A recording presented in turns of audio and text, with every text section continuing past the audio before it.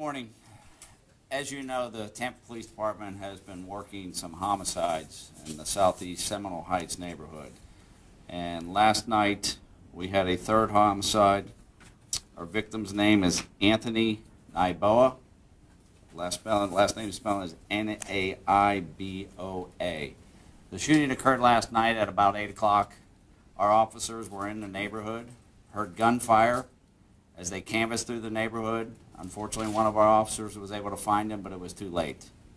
He was already dead when our police officers came upon him.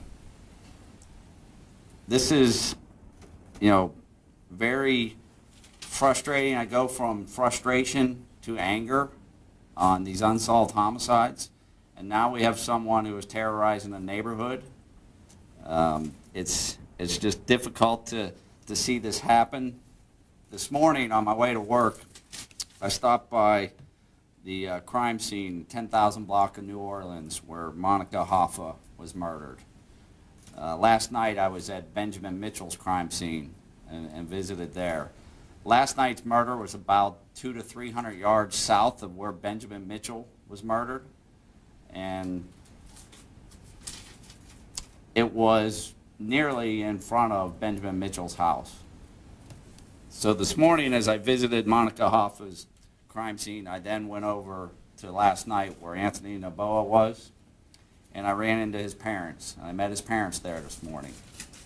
Anthony last night was at work. He took the wrong bus to this neighborhood. He should not have been in this neighborhood. It appears that he was walking northbound, from what we think, going to another bus stop, and he did not make it. While we were out there last night, his father called the Tampa Police Department and was worried that his son was missing. And after a further investigation, we had to regretfully inform him that his son had been murdered. Anthony is the oldest of 5 children. He graduated from Middleton High School last year. He was in the prime of his life and has been taken instantly. We're not going to be held hostage by whoever's doing this. We need everyone to come out of their homes at night, turn on their porch lights, and just not tolerate this type of terrorism in a neighborhood. We have to get people outside. This neighborhood is cooperating with us, and we have a heavy presence in there. We still have no leads. We have no motive. Any questions? Yeah, Chief Paul Mueller from News Channel 8. I'm curious, do you believe this is the act of one person, and would you categorize it as a serial killer or no? Right now I'm focused on the families. Yes, we think they're related. Through the proximity and the time frame, they are related. There's no doubt in our mind about that. We are still sifting through evidence. We can call it what we want. If that brings attention to this, that's fine. But, when you deal with the victims' families, this morning I met Benjamin Mitchell, the first person who was murdered. I met his father. This happens nearly in front of his house. The bus stop where his son was murdered was just a few hundred yards away from his house. When you look at victims' families, Mr. Mitchell is grieving the loss of his son and was not home last night. To come home to the cops and lights flashing in front of his house, to hear that there was a third victim, and for him to meet Anthony Naiboa's parents this morning, you can just imagine what that was like. And do you believe it's one person or more than one person that's doing this? And do they know these victims? Well, we don't know that. We believe it's the same person, but what I need for people to understand is they have to look at the video that we released after Mr. Mitchell's homicide. When he was murdered, there was a video. I need people to take a look at that, see if they know that person. We don't know if that is him, her, or what. Do not assume that this is a white person. Do not assume this is a black person. And do not assume it's a male. We are out there, and this event happened. Our officers heard the gunshots. Our officers found Anthony Naiboa out there. We have a heavy presence, and this person, whoever did it, was able to sneak away. Chief, you talk about whether this is Is there any other video? Have you found any other video of what may be the suspect? No, we have no other video. We have released that. You know, I can assure you that we are not withholding information. There are some specific details of the specificities of the crime, but we're letting everyone know. We're very concerned about this, and we're working with our neighborhood. Like you said, this is not a neighborhood who's not cooperating. They're concerned. Chief, can you talk about whether there's a commonality in either weapon or caliber of ammunition that was used in the crime? No, I can't discuss that, but when you look at the time frame, the proximity, that there is no apparent motive, that they are alone, our victims are alone at the time, it's clear to me that they're all linked. Do you have more information about when Monica Hoffa was actually killed? More details about when she was killed? We believe she was murdered on Wednesday, October 11th. There was speculation, we found her Friday morning. There was speculation whether it was Thursday night or Wednesday. We are now linking it back to Wednesday night. Do you believe all three victims were ambushed? Do you think they were caught off guard by this person? Right now, that's speculation on my part, but what we really need people to focus on, do not be alone, and pay attention to your surroundings. You know, we're a society where we love our smartphones, and we love our electronic devices, and we walk with our heads down, and we're not paying attention to what's going on around us. I don't know what happened. Unfortunately, I wasn't there. But we have to have people paying attention to what's going on in their neighborhoods. Chief, how close were the officers who were out there last night to the actual shooting? They heard the gunshots, and we found Anthony within minutes. Do you know, a couple blocks away? We don't know. It's hard to pinpoint when you hear a gunshot, even though we have, you know, veteran law enforcement out there. It's really hard to pinpoint sound and where it came from. But they were there to kind of patrol the neighborhood given everything that's going on?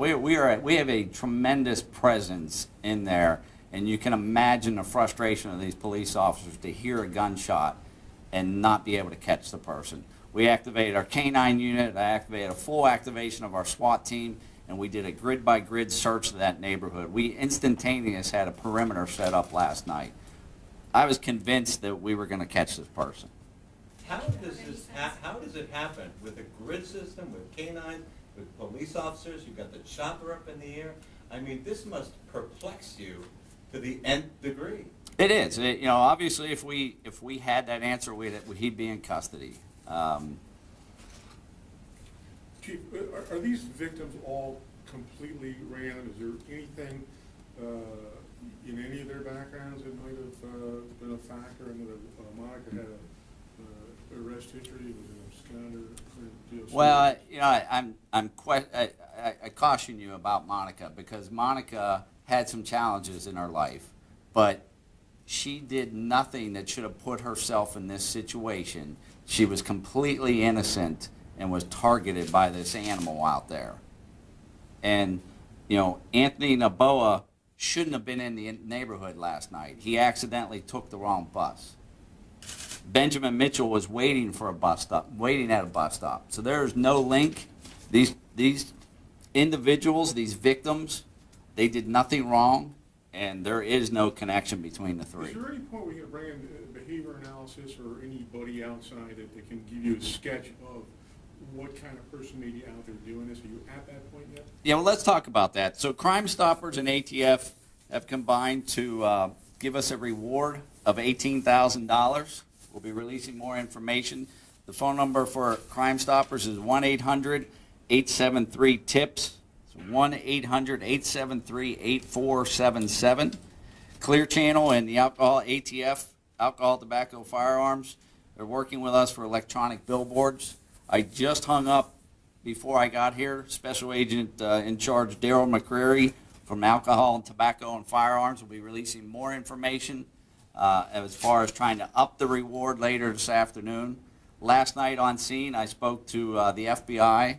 We have reached out. The Florida Department of Law Enforcement responded last night. And this morning, I spoke to Sheriff Chronister of the Hillsborough County Sheriff's Office. Chad Chronister has dedicated any resources we've needed. St. Petersburg Police Department has reached out to us. So there is no, it's all hands on deck. Can you talk, what would the FBI's role be in this? Are they officially in the case now, or what would they do? Right now, you know, the homicide, you have to remember this homicide is, we're probably about 15 hours away from that last night. And so we are still piecing this together. Once we are able to sit down and continue to go through evidence and leads and anything and tips, we will sit down with the FBI and see more. I notified the FBI last night of our third homicide, and they are reaching out to Washington, and they have promised any resources that we need will be available to us. Is there any Can you tell indication? whether this person is on foot or in a car? On a bike? It's all speculation. Can you give specific advice to the people who live in that neighborhood, who are coming and going to work, sometimes at night, and maybe have no choice but to be out by themselves? There's a group of neighbors who are walking in groups. Is that a good idea? You have to stay in groups. The three people were all by themselves, these three victims, and that's what we need to focus on, is that they are victims and not get caught up in the hype of everything. These are families that have been affected by this, and we need people to stick together. I need everyone to turn on their porch light. If they do not have a porch light, contact us. We will get you one. We will find a way to get you one. We need porch lights on, people outside, do cookouts, walk your dog, stick together. We're not going to be held hostage. What are the next steps? You already had an increased presence in that neighborhood. What are you doing given now that there's 3 in 11 days? We have opened up our operations center, and we are building a team that will be consistent within our department that will work with this. And like I said, I spoke to Sheriff Chronister, and they're on standby. We're going to reach out to them again, and we have plans in place to immediately activate any type of resources that we need as we get more leads and things like that. So it's going to end up being a team approach within TPD, and we are certainly going to end up using a team approach with other agencies. We are very fortunate in the city of Tampa where we have Bay Area law enforcement that works well together. Last night at the scene, Andrew Warren, our Hillsborough County State Attorney, he was there in person. I was there in person. You know, it starts at the top, and all hands are on deck. After Benjamin Mitchell's murder, there was a little bit of video released. You're not sure if that person was linked at all to that, but you wanted to talk to that person. Do you have any updates on whether or not you were able to talk to that person? And do you have any surveillance footage that was released last night or that you obtained last night? No, we don't have anything. We have that original surveillance video that we need someone to tell us who that person is, or we need that person to come forward so we can eliminate them as a suspect. That's where it starts, with that video right there. We just need to know, why were you in that neighborhood, and tell us what was going on. Did you hear anything? Did you see anything? We need to eliminate that person as a suspect. When it comes to tips, are you guys actively pursuing any phone calls you get from the public? Yes. Okay, so you are getting Oh, phone yes, yes. But unfortunately, nothing has led to anything. How are you reaching out to local businesses and homeowners about obtaining their security videos, and how much more canvassing in that nature do you have to do? Yes, we've reached out to everyone in the neighborhood and businesses. We're trying to figure out if there's a local convenience store that this person may have frequented, anything. Nothing is insignificant at this point as far as a tip goes. There is nothing that is insignificant. Is there any more video any more locations that you need to reach out to get their video? Well, we try to, we're literally going systematically, knocking on doors, trying to find out. And that's why what we need, if you have a home video system or a business video system, and you have something that you think might be of benefit to us, even the slightest thing, we need you to reach out to us. But keep in mind, these things are very meticulous to go through. That's why homicide investigations are a marathon, they're not a sprint. But let me reiterate, the people in this neighborhood, these are good people. Our victims are good people. We need everyone to get out of their house and tell us what's going on out there. There's no doubt in my mind that this person is out there, and it's frustrating and makes me angry that they're able to vanish so quickly. We need people out of their homes to see what's going on. Chief, is there any suspicion or anything that might link this to Dante Lampkin's murder? He was shot 11 times in Hampton Terrace and murdered. No, not at this point. Do you have a direct message to this person if he or she is watching the news or watches the news later? Do you have a direct message? Yeah, the message would be, enough is enough. I don't know what your motive is. I don't know what your problem is, but enough, there's been enough carnage. You have severely affected some families. And that is, I can tell you the hardest part about police work is when you deal with the victims' families. When you talk to the mother and father this morning on the same location where their son was murdered last night, just 12 hours earlier, it affects you to the core. And if it doesn't, you shouldn't be a cop, and you probably don't have a heart. This person needs to step forward, and enough is enough. Someone has to have a suspicion on someone. Someone has to think, and if you're walking alone, you're either a suspect or you're a potential victim. And that's what they need to remember in this neighborhood. Thank you.